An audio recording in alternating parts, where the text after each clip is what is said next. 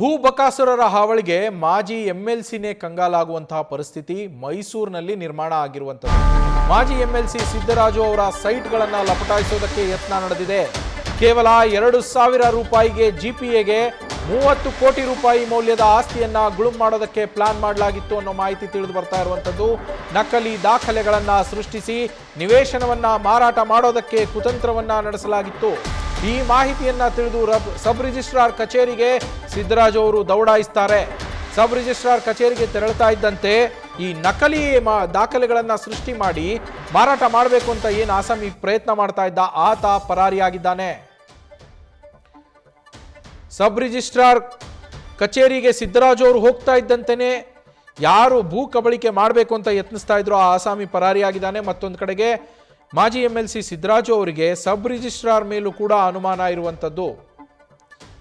ಒಂದಲ್ಲ ಎರಡಲ್ಲ 30 ಕೋಟಿ ರೂಪಾಯಿ ಮೌಲ್ಯದ ಆಸ್ತಿಯನ್ನ ಕಬಳಿಸೋದಕ್ಕೆ 2,000 ರೂಪಾಯಿಯ ಜಿಪಿಎಗೆ 30 ಕೋಟಿ ರೂಪಾಯಿಯ ಆಸ್ತಿಯನ್ನ ನುಂಗೋದಕ್ಕೆ ಪ್ರಯತ್ನ ಮಾಡಲಾಗಿದೆ ಅನ್ನೋ ಮಾಹಿತಿ ತಿಳಿದು ಬರ್ತಾ ಇರೋದು. ಪಂಚಾಯಿತಿಯಿಂದ ಈ ಸ್ವತ್ತು ಪ್ರತಿಯನ್ನ ಪಡೆದು ವಂಚನೆ ಮಾಡಲಾಗಿದೆ.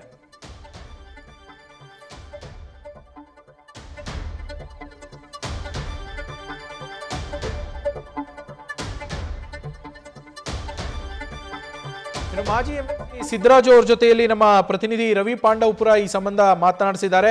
ಅವ್ರು ಏನ್ ಹೇಳಿದ್ದಾರೆ ನೋಡ್ಕೊಂಬರೋಣ.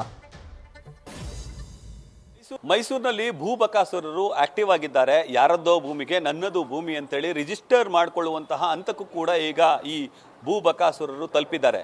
ಇವರು ವಂಚಿಸಿರೋದು ಬೇರೆ ಯಾರಿಗೂ ಅಲ್ಲ, ಮಾಜಿ ಎಂಎಲ್ಸಿ ಸಿದ್ದರಾಜು ಅವ್ರಿಗೆ. ನಮ್ಮ ಜೊತೆ ಮಾಜಿ ಎಂಎಲ್ಸಿ ಸಿದ್ದರಾಜು ಅವರು ಇದ್ದಾರೆ, ಅವ್ರನ್ನ ಮಾತಾಡಿಸ್ತಾ ಹೋಗ್ತೀನಿ.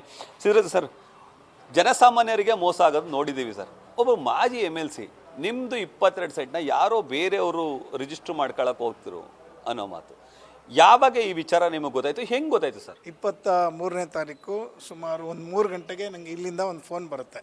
ಪಾಪ ಅಲ್ಲಿ ಕಂಪ್ಯೂಟರ್ ಆಪರೇಟ್ರು ಇವರೆಲ್ಲ ಸೇರಿ ಸಿದ್ದರಾಜ್, ಅದರಿಂದ ನಾನು ಚಿರಪರಿಚಯ. ಸಿದ್ದರಾಜ್ ಅವರು ಅಲ್ಲ, ಇವರು ಯಾರೋ ಬೇರೆ ಬಂದು ಕೂತ್ಕೊಂಡಿದ್ದಾರೆ ಅಂತ ಅವನನ್ನು ಕೇಳಿದ್ದಾರೆ.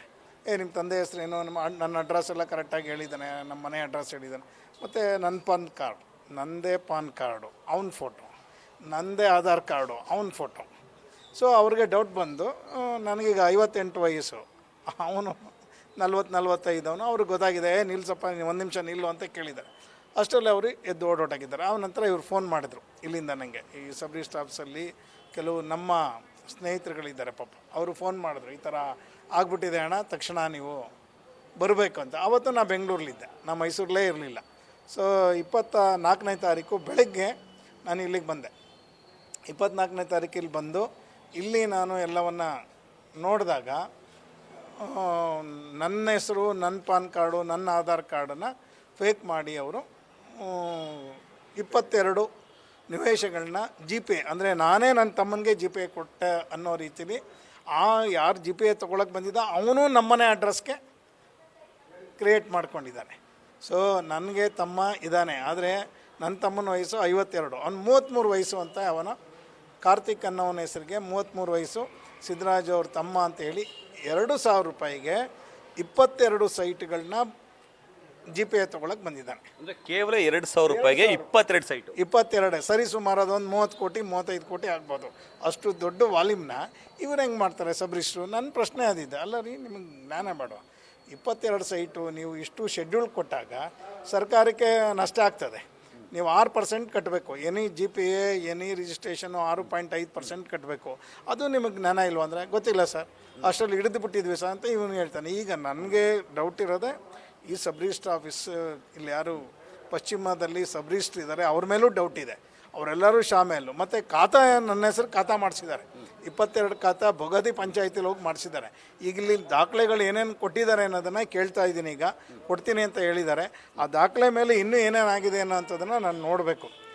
ಒಟ್ಟು ಮೇಲ್ನೋಟಕ್ಕೆ ನನಗೆ ಇಡೀ ಅಧಿಕಾರಿ ವರ್ಗ ಇವರು ಶಾಮೀಲಾಗಿ, ಯಾಕಂದರೆ ಈ ಸರ್ಕಾರದಲ್ಲಿ ಏನಾಗ್ಬಿಟ್ಟಿದೆ, ಅಧಿಕಾರಿಗಳು ಹೆಚ್ಚು ಹಣ ಕೊಟ್ಟು ಬಂದಿರ್ತಾರೆ, ಅವರು ಹಣ ತೊಗೋಬೇಕು ಅನ್ನೋದಕ್ಕೆ ಒರಿಜಿನಾಲಿಟಿ ಮತ್ತು ಯಾವುದು ನಿಜ ಯಾವುದು ಸುಳ್ಳು ಅನ್ನೋದನ್ನು ಪರೀಕ್ಷೆ ಮಾಡ್ತಾನೆ ಇಲ್ಲ. ನಿಮ್ಮ ಅನುಮಾನ ಈಗ ಸಬ್ ರಿಜಿಸ್ಟರ್ ಮೇಲೂ ಇದೆಯಾ ಸರ್? 100% ಸಬ್ ರಿಜಿಸ್ಟ್ರು ಇದರಲ್ಲಿ ಶಾಮೀಲಾಗಿದ್ದಾರೆ ಅನ್ನೋದು ನನ್ನ ಒಂದು. Thank you sir. Thank you. ಇದಿಷ್ಟು ಮಾಜಿ ಎಂಎಲ್ಸಿ ಸಿದ್ದರಾಜ್ ಅವರ ಮಾತುಗಳು. ನಮ್ಮನ್ನೇ ಅವರು ಬಿಡ್ತಿಲ್ಲ, ಇನ್ನು ಜನಸಾಮಾನ್ಯರ ಗತಿ ಏನು, ಇದಕ್ಕೆ ಸಂಬಂಧಪಟ್ಟಂತೆ ಸಮಗ್ರ ತನಿಖೆ ಆಗಬೇಕು, ತಪ್ಪಿತಸ್ಥರಿಗೆ ಕಠಿಣ ಶಿಕ್ಷೆ ಆಗಬೇಕು ಅನ್ನೋದು ಅವರ ಆಗ್ರಹ.